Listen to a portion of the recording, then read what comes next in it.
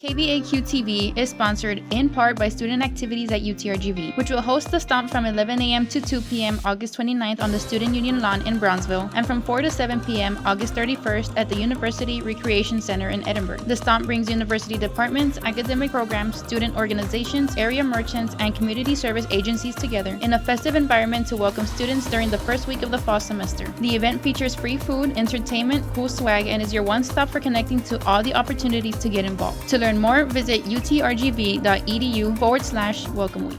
Kvaq-Tv is sponsored in part by El Girasol Brew Garden, your local cafe near UTRGV in Brownsville. The menu is Filipino-Mexican derived, featuring favorites such as vegan horchata and house vanilla. Given its location, El Girasol makes a convenient stop for the campus community to grab a drink on their commute. The cafe also offers a cozy environment to study and meet with friends, and many aisles of discounted items to explore. El Girasol is open from 9 a.m. to 8 p.m. Monday through Friday, from 10 a.m. to 8 p.m. Saturday, and from 11 a.m. to 4 p.m. Sunday. It is located at 1-800 East Van Buren Street. Coming up, a new food service provider set to bring changes for the university this fall. Details ahead.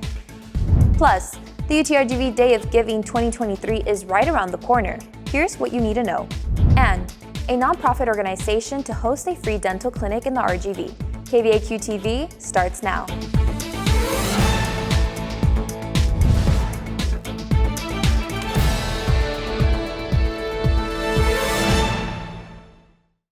Hey vaqueros, welcome back. This is the first fall edition of Kvaq-Tv. Live from the studio, I'm Amada Baldovinos. Today is Monday, August 28th, and at the top of the newscast.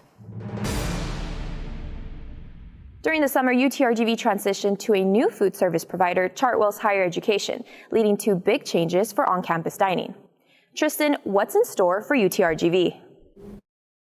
With the fall semester officially underway, new and returning students will be gathering at the Student Union in Edinburgh, where a new slate of retail and dining services are being implemented. Sodexo, UTRGV's food service provider of 22 years, officially ended its service at the university on July 15th. As described by Associate Vice President of Campus Auxiliary Services Leti Benavides, multiple providers came forward in a bidding process following the expiration of Sodexo's contract. Benavides says that Chartwell's was unanimously chosen as the best fit for UTRGV. Chartwell's before, both before the bid and during the bid, they came out several times to talk to people, to talk to our students and find out what they want. So far, there's such a commitment from Chartwell's, from their employees, that I'm really excited to see the changes that they're going to bring. Benavides says the first step of the transition process concluded with the hiring of returning and new employees for Chartwell services. While Chick-fil-A and Pizza Hut will remain at the Student Union in Edinburgh, Chartwell's plans to implement new retail and dining options on both campuses as stated in a release by Chartwell's. One upcoming change that is not included in the release is the renovated dining hall in Edinburgh, which will be called the Social House, a space designed to extend the time students stay and eat. Executive Director of Business Auxiliary Services Roberto Cantu discusses the preparations leading up to the opening of the Social House. We're pretty excited about it. Right now, we just did a fresh coat of paint in the space. We've added new air conditioning systems. There's a lot of work that still needs to be done.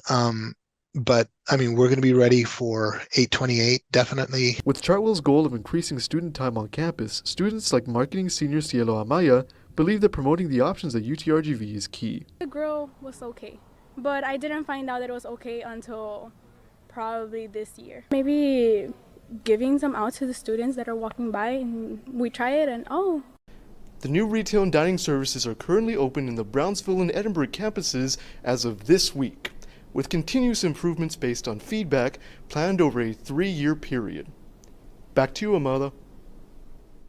Thank you, Tristan. With 2 days left until the annual UTRGV Day of Giving, here's what you need to know about this tradition. Dayton Treviño with the details. The 24-hour event will benefit programs and colleges across UTRGV, a task powered with support from within the community. This year's Day of Giving will take place on Wednesday with early donations already being accepted. Executive Vice President for Institutional Advancement Kelly Nassor says this event allows UTRGV to raise awareness about philanthropy and share the opportunity for people to give. Last year, we raised over $250,000 from 325 donors. So it's more about the number of donors and getting people involved and feeling good about giving to UTRGV. Last year, the School of Medicine received $107,100 from only 13 donors. Anybody can donate to other causes such as food pantries, scholarships, emergency funds, and more by visiting dayofgiving.utrgv.edu, clicking on Give Now, and selecting any participating group. UTRGV President Guy Bailey says he hopes the event can keep the tradition going. He also mentions the university does not have a specific monetary goal. You know, last year we received gifts that support all of our colleges, military and veterans services, athletics, the food pantry received a lot of support. We'd like to get more than last year and be able to enhance our support of all those kinds of activity. With a goal set in mind, UTRGV can only hope to prosper. To see the full list of programs accepting donations, visit dayofgiving.utrgv.edu. For Kvaq-Tv in Edinburgh, Dathan Trevino. After the break, a free dental clinic in the RGV and our supplements a healthy alternative. Hi vaqueros, this is Kvaq-Tv.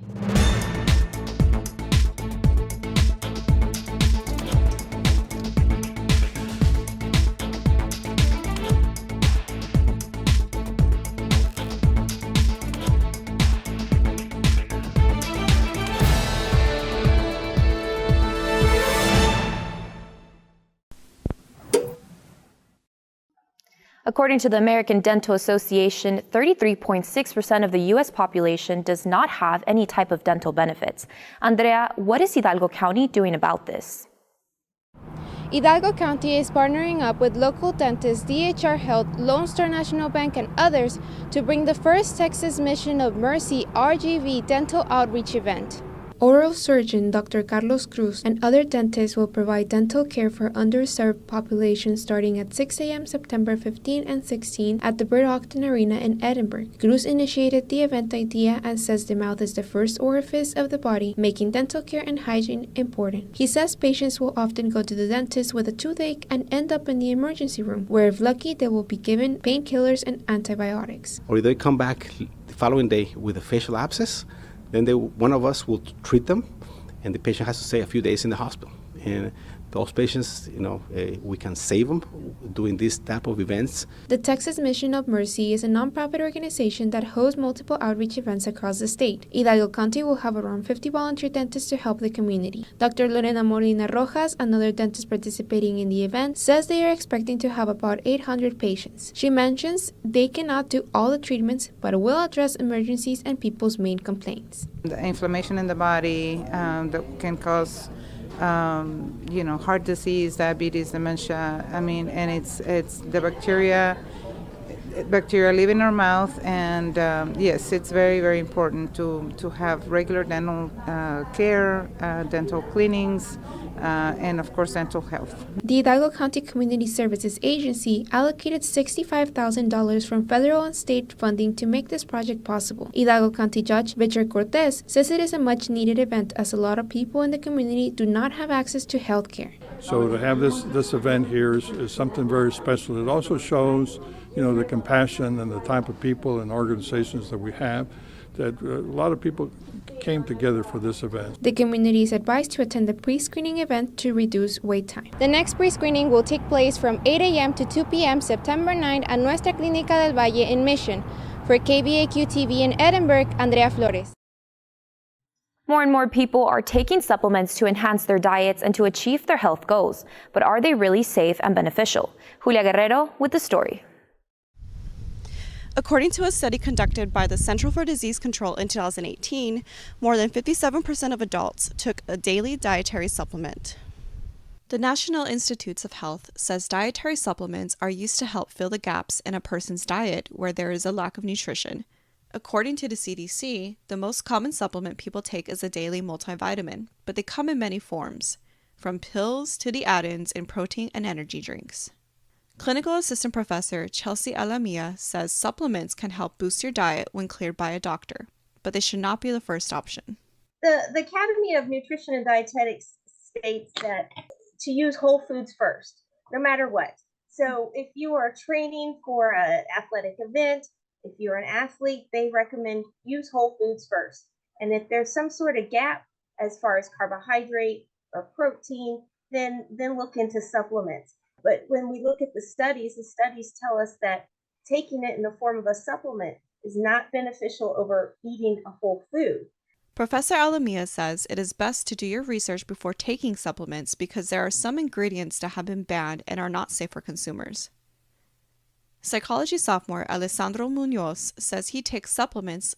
I got it cleared by a doctor as well as did a lot of research, more in that in the gym industry or working out industry, because a lot of supplements out there, they don't have that much information and it actually affects your body in so many different ways.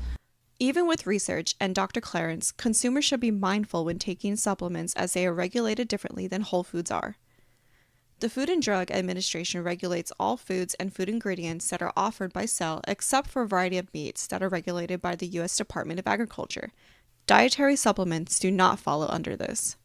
Professor Alamia says the FDA does not have the first regulation over supplements, meaning that it is ultimately up to the distributors to ensure the ingredients are safe. They do have some regulation over supplements, but they do not get to say that this supplement is safe to take. According to the FDA, manufacturers and suppliers are responsible for the safety of dietary supplements prior to consumption and are required to report any negative effects of the supplements to the FDA. The supplements are then evaluated for future product risks to consumers. To find out more information on supplements you may be taking, you can research through the National Institutes of Health's webpage at nih.gov. For Kvaq-Tv in Harlingen, Julia Guerrero. And that's a wrap for us today. Thank you for joining us on our first ever live newscast. Make sure to watch us Monday through Friday on VCast monitors and on social media. For Kvaq-Tv, I'm Amada Valdovinos. Have a great first week, vaqueros.